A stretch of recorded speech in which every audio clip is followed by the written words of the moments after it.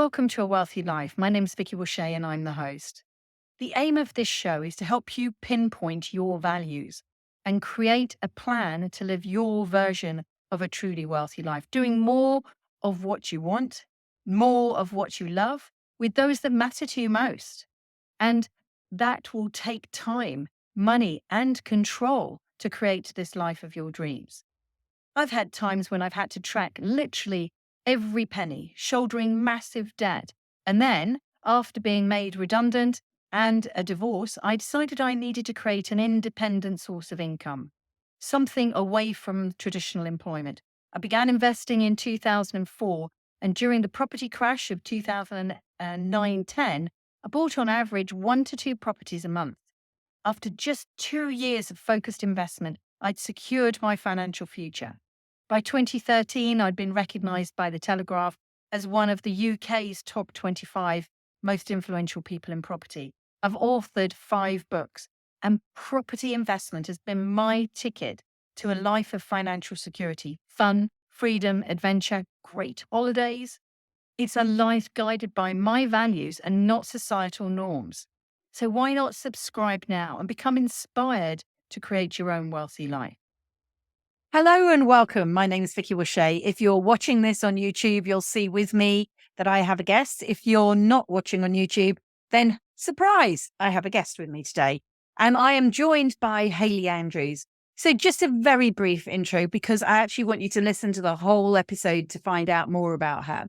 But Hayley's been in the business for years. She's a bit of a rare breed in that she is a female property investor, an even rarer breed in that she is a female property developer, and probably an even rarer breed in that she's a female property angel investor as part of one of the TV programs that we will talk about.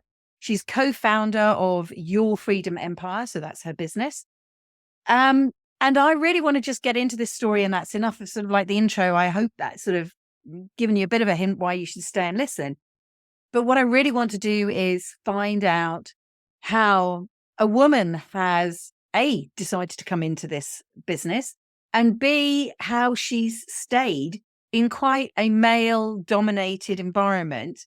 And we're going to be calling this something like, what was it? High heels and hard hats, because it's very much along the feel that I've done with some of the other women, how we're women, that we're maybe judged because we're women, but actually we're very successful at what we do. And so I thought you would find it really interesting, whether you're a male or a female listening to this, because there are lessons in this. And I know from some of the conversations that we've already had, we've obviously gassed for about half an hour before we've started this.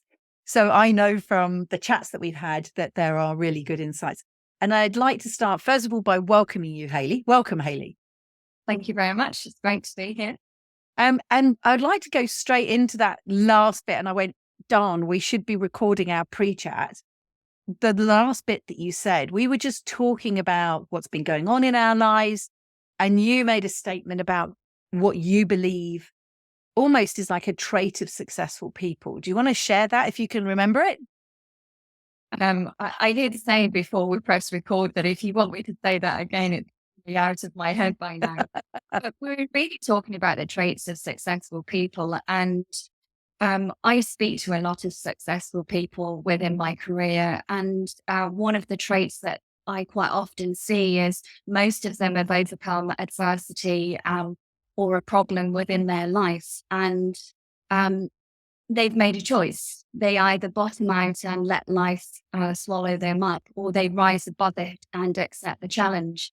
And quite often, majority of the people that are super successful in how we would say success looks like have been through a hell of a lot of hardship and rose above that. And so I definitely think holding yourself accountable and not really playing a victim mentality, but taking control of your own life is a trait that I see all too often in successful people.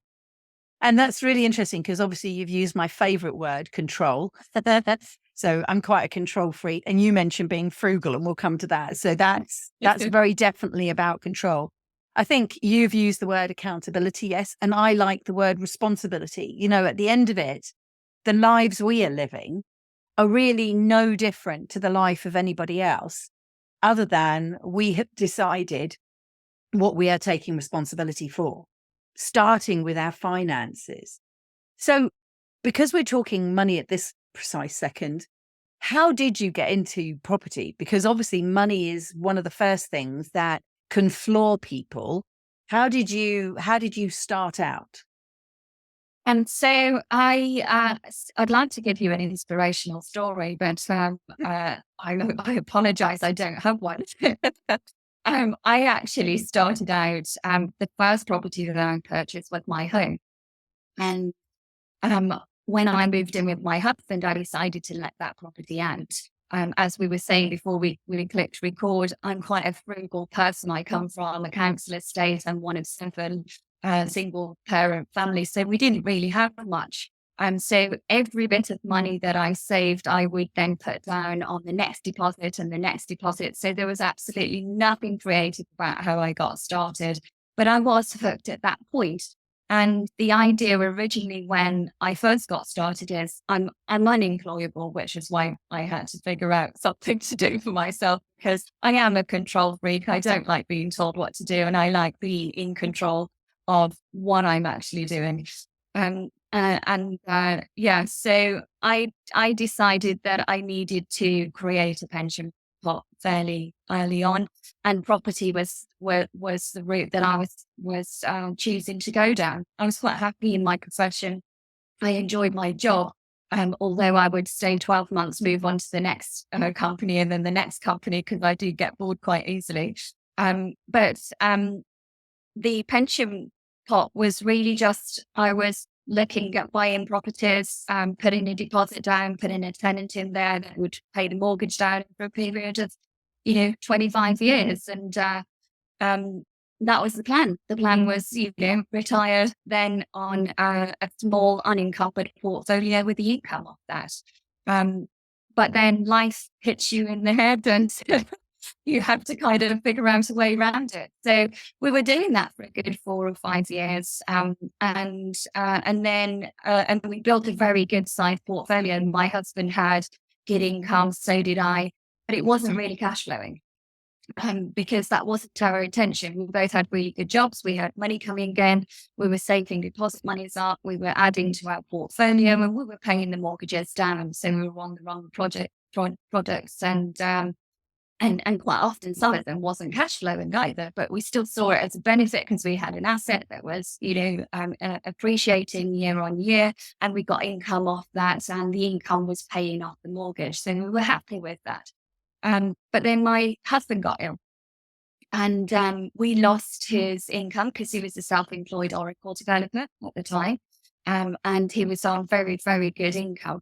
And then, of course, because he was ill, not only did he lose his income because he was self-employed, and we were so young, he wasn't insured or anything like that. It wasn't something we'd spoken about. Um, we then I then had to take care of him, so I had to cut my hours back as well. So our income was absolutely shot. And so I was on about half to what he was on. He was on over £100,000 a year. I had to reduce my hours down dramatically to take care of him during his illness. And we'd got this large portfolio, but we were asset rich and cash poor without the job. So we kind of fell into that trap. So we went through that kind of hardship, which is still ongoing. And as we were speaking prior to press the record, this is something that we will live with for the rest of our lives. But we decided at that point that we needed to replace our income very quickly. We knew that property was what we wanted to do. We were watching people making very good money out of property, but we had no education or anything like that. And what we were doing, although it wasn't necessarily wrong, wasn't right either. We wasn't leveraging. We were on the wrong products, and the properties wasn't cash flowing. So without the job, we were still stuffed, even with this, large portfolio. So we decided to get educated. You've probably heard of Rich Dad, Poor Dad. I'd be totally Been there. Yes, I've got that T-shirt. Yeah. What year were you there? Oh God. So it would have been, well, so I've been in since 2002, 5 years. We did the normal buy to let. So about 2007, I 2000. came along the year after you, Yeah. Yeah. 2008. They'd Yeah. changed their name by then, and they've changed their name 37 times since, which Yeah. is, yes. Actually, it was 2006 thinking about it Mm. because we did the US training first. Oh, did you? Yeah. And then we realized that it was all kind of around US. So we took the concepts, come to the UK, but terminology, legals, contracts, everything like that were different. So we then did the UK version. Yes. Um, Fascinating. It's so interesting, isn't it? And that bit that you were saying about how you had bought your own home. Well, that's fairly normal. That's what people are expected to do. Society thinks you get enough money, you're going to buy your own home. And you could have picked that up in your social circles, if not from your family. What made you decide? Because normally the thought is, I bought my own home. I've met somebody that I'm going to live with. We're going to move into this property. We'll sell the other one. What made you realize that not selling the first one that you had was a good plan? I think I looked at, I'm a bit of a research freak, and I've always been a research freak. My background is leisure and tourism, and the reason I went down that route was because I am a data freak. I like watching people, analyzing patterns, and all things like that. When I did a bit of research, I actually saw that there was really good demand for rental properties within the area. I wasn't I was only young at the time as well. And so I'd worked very hard. I'd watched my mom work very hard all of her life to buy her council house, single parent. We never really had much. And I didn't want to lose that, uh, what's the word? Security, I guess. Because while I met my husband when I was 16, we are soulmates. We're still together to this day. You never know what life's going to throw at you. So Yeah. I lost that security of my own home. So I didn't want to sell it. I'd worked very hard to save up the deposit money, etc. I liked having that that as a comfort blanket, I guess, originally. But then when I put the tenant in there, it did cash flow very little. It was less than £100 a month, quite considerably less. But I was still managing as well, so I had none for management fees or anything like that. And it just seemed like a good idea. And if I get bored very easily, I'll move it from one job to the next, although in the same industry. I wasn't paying into a pension pot or anything like that. I know that real estate is a good tangible asset class. And historically, it goes up year on year, even if you're not forcing the appreciation or really being creative. By holding property long term, you can build wealth. So I think even without the education, I kind of knew that just as a logical investment option. It seemed less risky because, of course, it's bricks and mortar, it's solid, it's there. I could sell it at some point in the future and I wouldn't lose out. Or I could, rent it out and hold this asset and then have it as a pension pot when I decided to retire. So But as obviously, a, I'm sorry. I was Obviously, gonna there's a say, point there. Obviously, there's a point there where you've changed because your original portfolio, pre-education, you presumably just put regular mortgages on there, and a regular mortgage starts to pay down the capital and then the interest. So in the early days, you're paying more interest than capital, but as you hold it for longer, the capital gradually comes down, and so you're paying towards that. And that's how you said that you were thinking that your pension, because you didn't need the cash while everything was going well, that your pension would be that you would end up with a number of properties with no mortgages on them, paid off very nicely by the tenant's rent, and then the tenant rent would become your full income in the future. So I came at it the other way around. So yours is data and research, mine is history. So what I learned was that throughout history, it's about control of land, control of property, control of assets. That's where the wealth lies. So my interest was piqued there, and through maths rather than research specifically. So for me, I clocked leverage quite quickly, and leverage is where you're then going to remortgage it in a way where your cash flow comes out. At what point was it that education that you had? Was it that education that then made you go back and change the portfolio products, the mortgages that you had, and set you off on a different path? Or did something, or was it one of the, because obviously we know the education company we're talking about. I doubt that either of us recommend it, but it's about modularizing the different investment techniques. Was it that you took one of their little modules and went, oh, I'm going to stop doing this and do development? How did the next phase come along? And P.S., you said it's not an inspiring story. It is. All right. But anyway, phase two. Yeah. So how it came about really was when we did the Rich Dad Poor Dad, we learned all the fundamentals of leverage, both, other people's time, money, mortgages, all things like that, being on the right products. But we also learned all of the strategies as well. I'd only done buy to let. I was very good at negotiation. I've always been good at negotiation, and I like playing that game. So I'd always purchased right, but I hadn't really added any value, forced depreciation, and then looked at this refinance model after putting a tenant in there.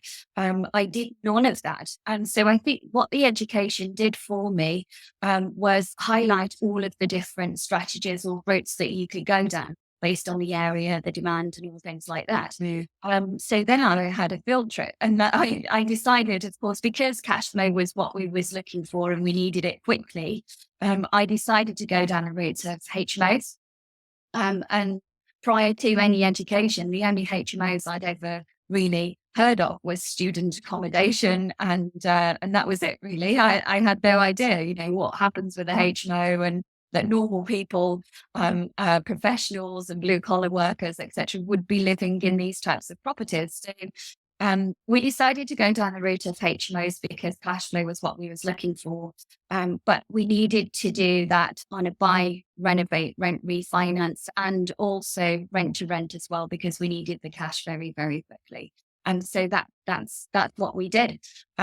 We started buying our budget was around £250,000 for the entire project. And that was for your 4 to 6 bedrooms HMOs. Awesome. So also that must mean so just to unpack a bit of the language, HMOs, houses of multiple occupancy, as Hayley said, typically you think of them as student houses, but actually lots of other people live in properties where what they're doing is renting a room and having some communal space, communal kitchen, maybe even communal bathrooms.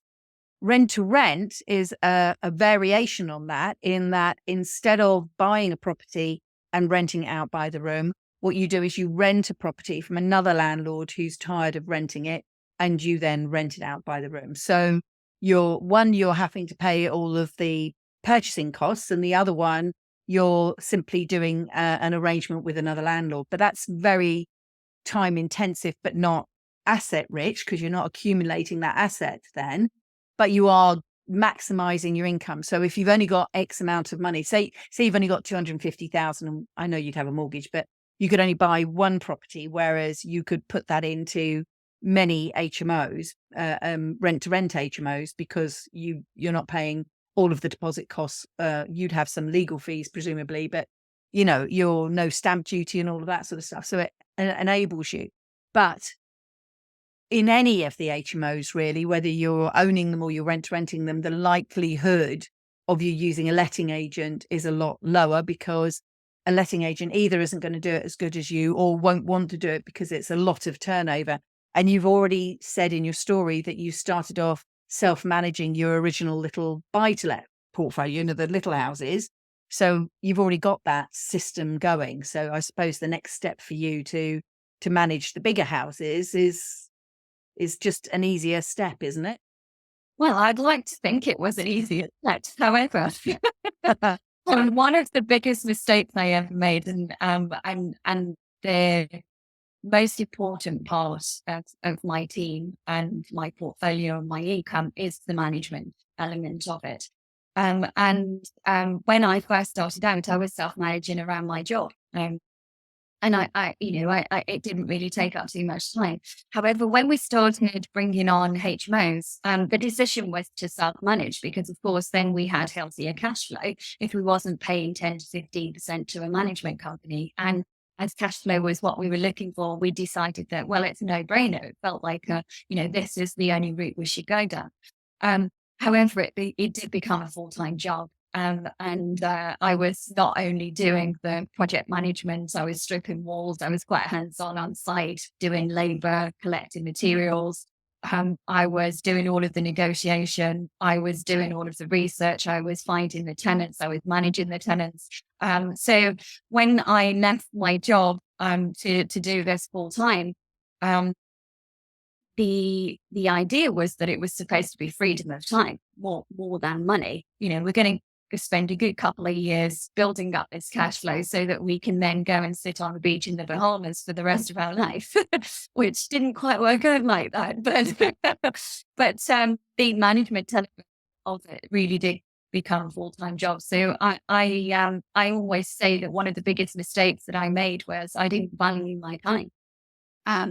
And there was also opportunity cost that was lost as well, because while I was project managing or going and picking materials up or doing all of the viewings or managing the tenants or going out in the middle of the night because the police have been called at one of the HMOs or whatever, I was on call 24 hours a day, 7 days a week. And that became my life. And the reason we started building cash flow and looking at property full time was so that myself and my husband could actually spend more time together. And it got worse than before. Yes. It got better, I guess. Yeah. What I'm trying to say. But no, we decided on HMOs obviously because of the cash flow, because that felt like a no-brainer as well. But the reason we went into rent to rent, it wasn't really spoken about too much then. I mean, we're talking 17 years ago now. Yeah. While it was a way of acquiring a property and was more commercially and development kind of contracts that you would see in that world, on a residential or through lettings agencies, etc., and direct landlords, there wasn't really that much about on rent to rent. But the reason we went down the rent to rent route was not just because of funds available; it was because as the turnaround of the asset was much quicker. So while we were buying, renovating, renting, and refinancing, that was taking around 12 months. Yeah. And we got multiple projects on at the same time. But we had a recruitment company with the NHS that was feeding us through tenants throughout the whole of the UK. And I didn't want to lose this contract that I'd worked really hard, but I couldn't buy the properties quick enough, even though I was raising money to do that. Because the projects were taking too long to complete and get into a position of renting them out to service this contract that I'd got with the NHS workers. So that's why I went down the route to rent, because I then started networking, meeting landlords, talking about this contract, taking on their properties, guaranteeing their rent. So I kind of did rent to rent without really thinking I was going to go down that route. It was just a solution to a problem that I had at the time. So it wasn't that you knew of rent to rent and then applied it. It's that you almost invented rent to rent for yourself and then found out, oh, it was a thing that other people were doing. Yeah. Oh, okay. Clever. See, another inspirational moment there.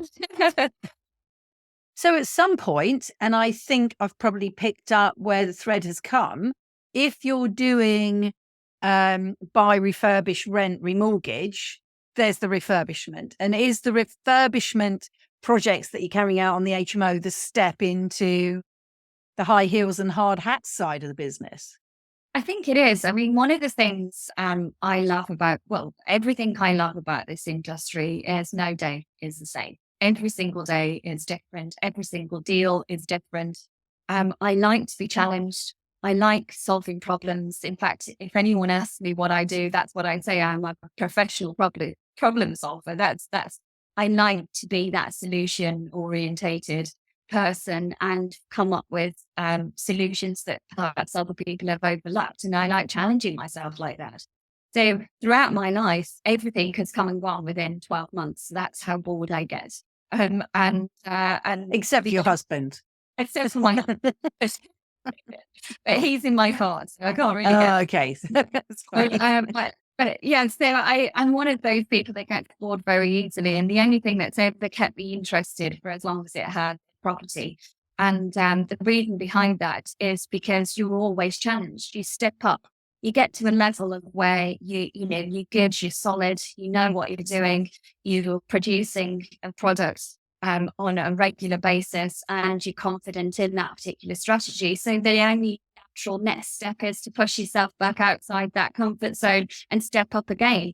So if you'd have asked me, 20 odd years ago, would I be a developer? And I'd say absolutely not. I had no desire to develop properties. I had no desire, to do £1 million projects, £2 million projects. And the biggest one I've worked on is £86 million. Not mine, worked on it, just to clarify, but still impressive nevertheless. Yes. And, if you'd have asked me when I first started out, would that be where I would see myself? I'd say absolutely not. Even after getting educated, the reason our why as such, which is, might sound corny, but everybody needs one. Yes.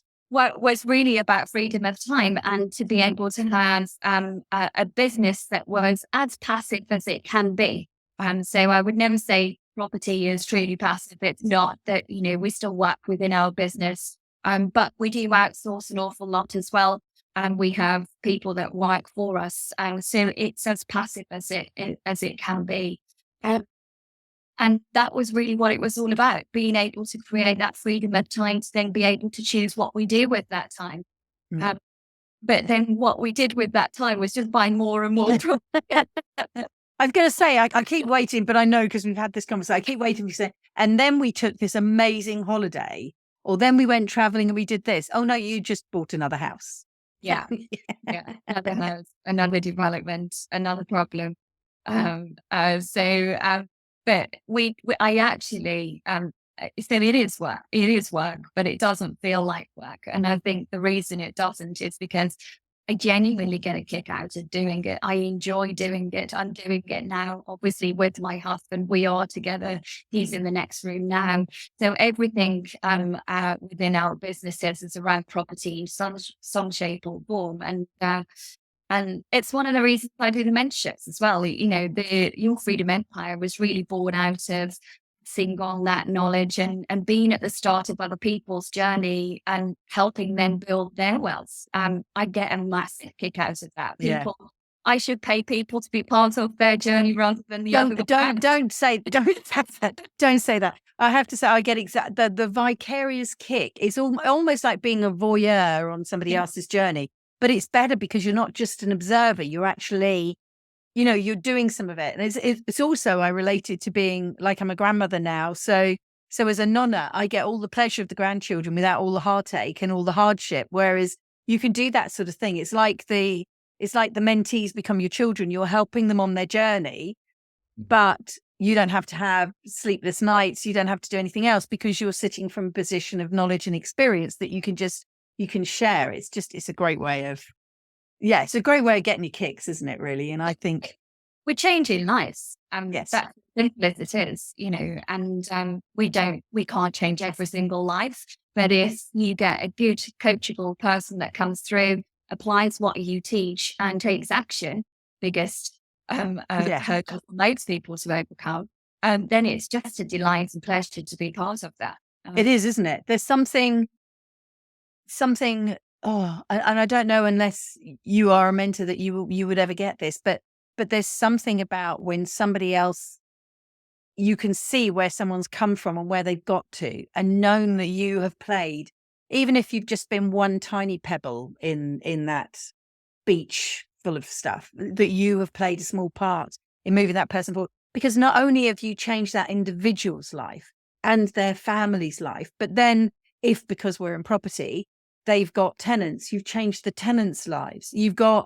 There are so many connections from that one insight that you share that someone takes and acts on. The ripples are enormous out, aren't they?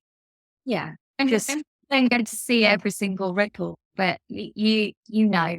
And I was on another podcast the other day and they asked me, can you tell us about one of your most successful mentees?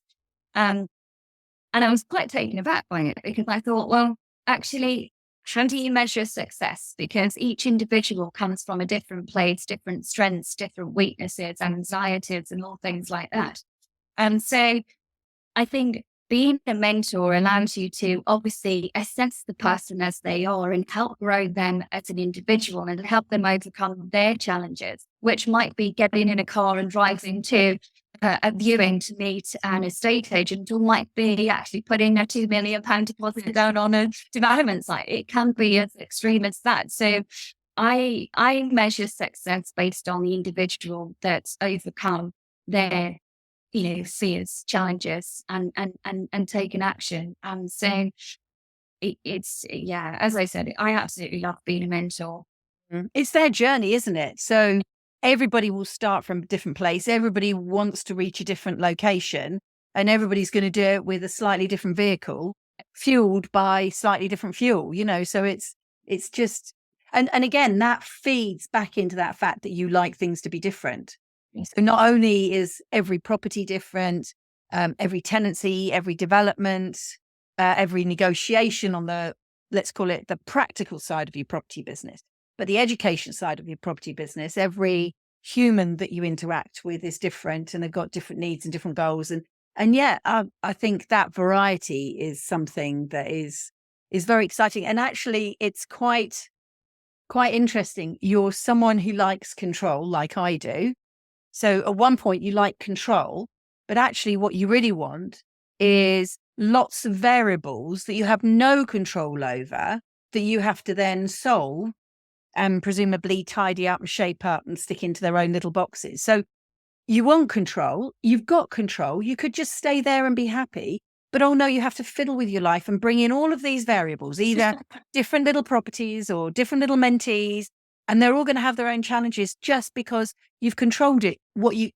Maybe you don't like control. Maybe it's not control that you like. Maybe you've said it's variety, but It's challenge. challenge. I am a control freak, and there's always order in my life, and I hold myself accountable. I'm a hard worker, and I'm a very dedicated, self-motivated person, and I've always been like that, even before education into property or anything, from a very young age.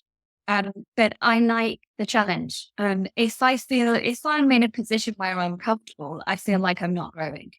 Um, and um, and I don't mean comfortable in my pajamas with a hot cup of coffee or cocoa. I mean comfortable within the business. I feel like I actually love the challenge.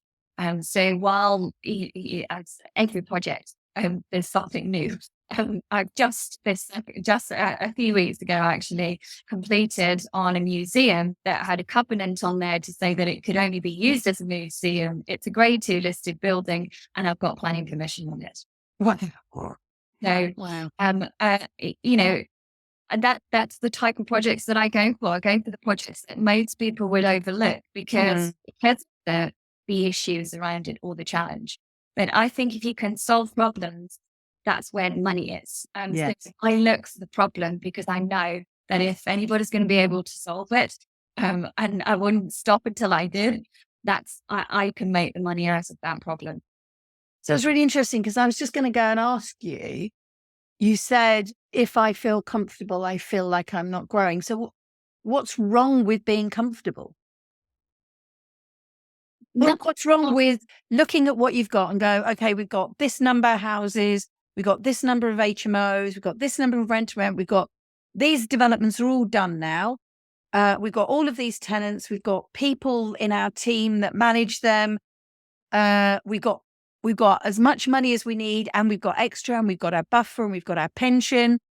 We're comfortable now. What's wrong with being comfortable? There's nothing wrong with being comfortable. I like learning and I like pushing myself. And I like, as I've said, the challenge. And so it's not that, I was comfortable years ago, as in from a financial point of view, stability and all things like that. I could have stopped years and years ago. I reached a financial freedom figure that changed year on year. I then reached that one. And I was smashing every target that I set for myself, because I was on this train of kind of just doing and being successful and getting so much out of it. And so I guess the drive really comes from challenging me. And it's not always about money, and it's about being able to actually solve something that someone else wasn't able to see, or recognize an opportunity that was overlooked by so many. Or it might be just doing another course or getting qualified in something. I actually really do like learning. I'm qualified in so many different things. And so I think it's just about challenging myself, and really pushing and growing as an individual, rather than it always, coming down to money or wealth. Yes. It's about me. Yes. Growing. Yeah. So it was interesting because I just thought, oh, it sounded like comfort was a bad thing, but actually it's not that. It's actually, comfort's not the important thing. It's not that way. It's this way. It's looking in the other direction. It's the learning that's pulling you forward. Not that the comfort is something you're trying to avoid. It's the learning that is the driver for you. And I wonder if we tie that back right to where we were speaking at the beginning, that you said that people who were successful like that, like us, because the conversation that we'd had before, had overcome something in their lives. And, you talk about your mum being a single parent. I've talked about being a single parent. That being, again, you've been the child of the single parent and seen the financial hardship. And I've been the single parent with the notepad on the side and writing down. Some people aren't going to understand this, but when I used to put 10p in a phone box to ring my parents, this was how old I am, that there were still things called phone boxes, and you had to put 10p's in them. Yeah, but I would write down that I had spent 10p because 10p needed to be accounted for.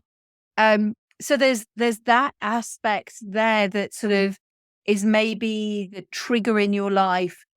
It's also, if it's been an experience in your life, you will have learnt from that.